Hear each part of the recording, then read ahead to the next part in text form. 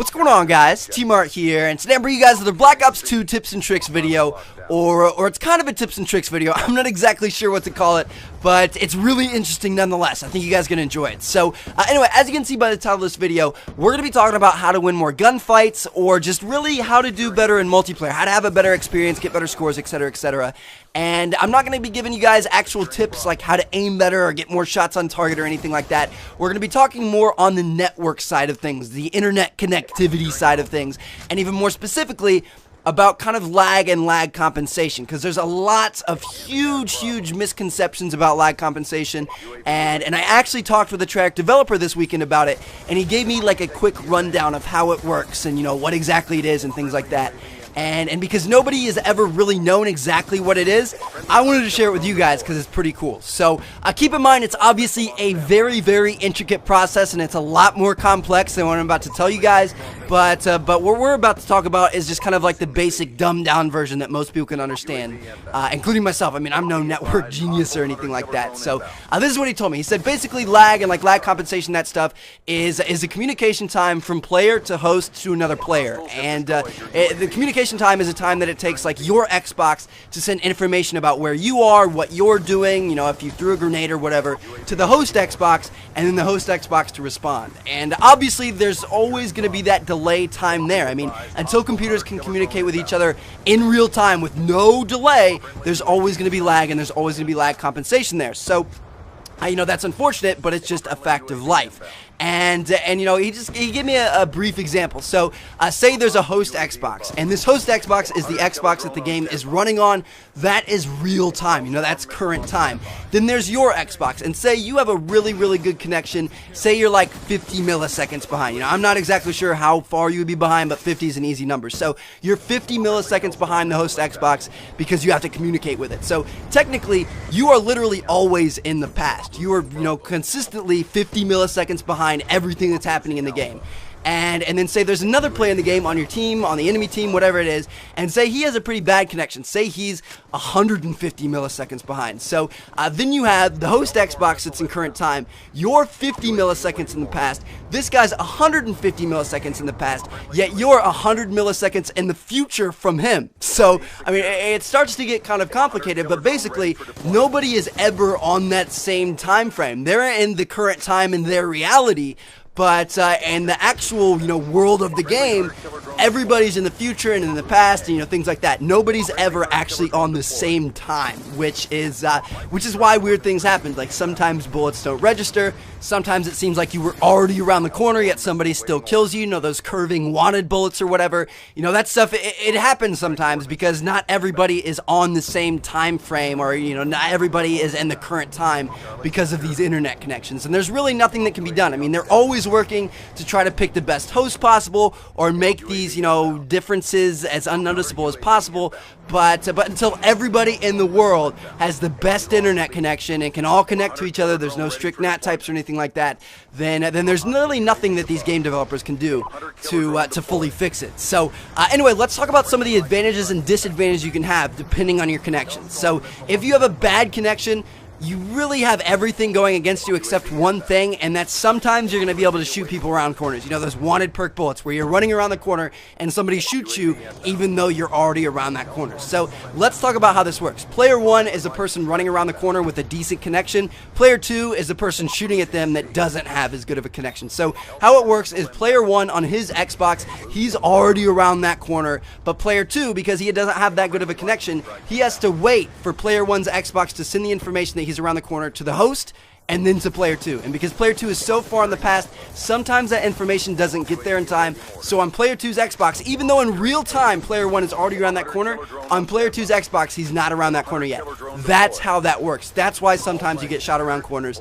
And you know, that's obviously unfortunate, but that's the only advantage you have when you have a bad connection. When you have a good connection, pretty much everything else goes in your favor. Anytime you're shooting at somebody or, you know, attacking somebody or anything like that, whenever you challenge people, you're going to have the advantage. So let's go into another example. cool. Another thing that I see in multiplayer sometimes, and I'm sure a lot of you guys see, is sometimes you'll be sitting there and another player will come around the corner and shoot you before you really even see them. I mean, it seems like they came around that corner and were invisible for a second, and then all of a sudden you're dead.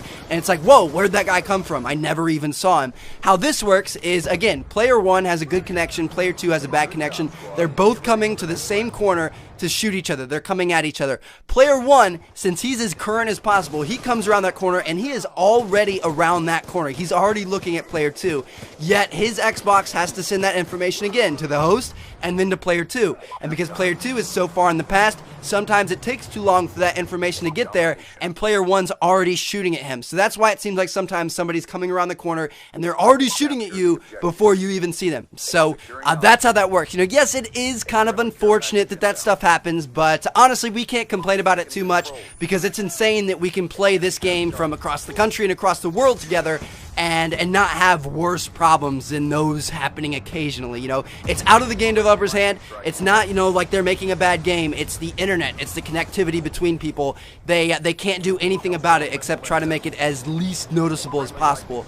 And obviously that's what they do. But anyway, there are some things you can do to have this work in your favor. You kind of told me a few things that you can make sure you do to kind of win more gunfights, do better in games, you know, be ahead of everybody else. Try to be as close to that current time as possible. So, number 1, the biggest advantage you can have is to be the host of a game. You know, when you're the host of a game, you are as close to the current time as possible. Literally everybody else in the game is in the past from you, so you always have a slight advantage. And it's not a huge advantage, it's just it's a slight advantage. So if you can be the host as much as possible, that's going to be in your favor. Now, how can you be the host as much as possible? Get a better internet connection. The better internet connection you have, the more times the game is going to pick you as the host, because more people can connect to you, and it's going to make it a fair game for everybody, or, you know, as close to fair as you can possibly get.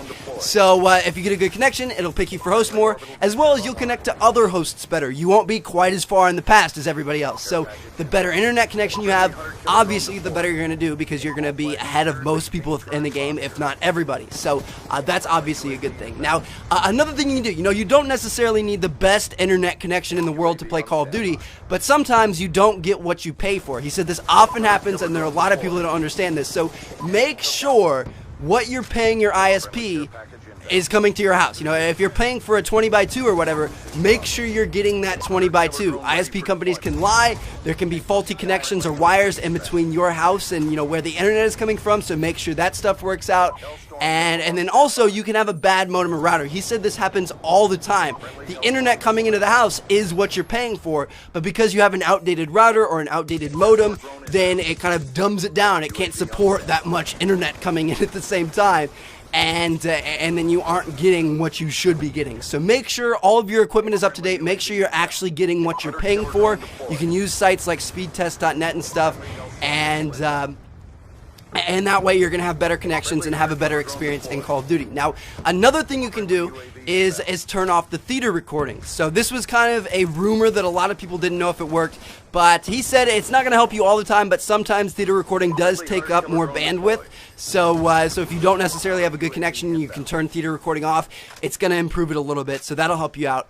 And then finally, he said, just in general, be aggressive. The game favors the aggressive person. You know, if you're coming around the corner, and even if you have a worse connection, if you're the aggressive one, if you're shooting first and stuff like that, it's going to favor you over the person with a good connection, because you're the one that's being aggressive. It doesn't really matter what connection you have. So don't sit back, don't be docile, don't wait for people to come to you. Be aggressive, and the server is actually going to favor you. So I thought that stuff was pretty good advice. Now, the last thing I want to leave you guys with is another thing he told me that's pretty important, because a lot of people get really frustrated with looking at kill cams, and they're like, that's not actually what happened. Well, now we have the answer. The kill cams and like theater mode and stuff in this game are what the server saw. It might not be exactly what happened on your screen, but it's what the server saw. So, you know, like sometimes in the kill cam, somebody kills you and you look like a derp walking around. You're, you know, kind of completely out of cover, looking like an idiot, whereas on your screen, you were hunkered down behind cover. That's because it doesn't look at what you saw on your screen. It looks at what your Xbox sent to the server. So again, there's that communication delay time. Sometimes what's in the kill cam or what's in theater mode isn't exactly what happened on your Xbox. It's what your Xbox sent to the server. So yeah, those delay times, screw those things. I mean, that's why we die sometimes when we shouldn't have, or get kills that we shouldn't have, or the kill cams are different and things like that. You know, it's out of the developer's control.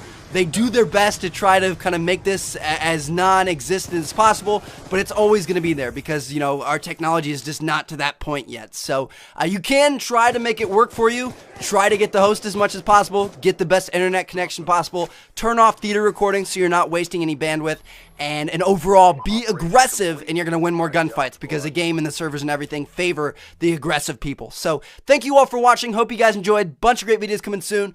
Peace out.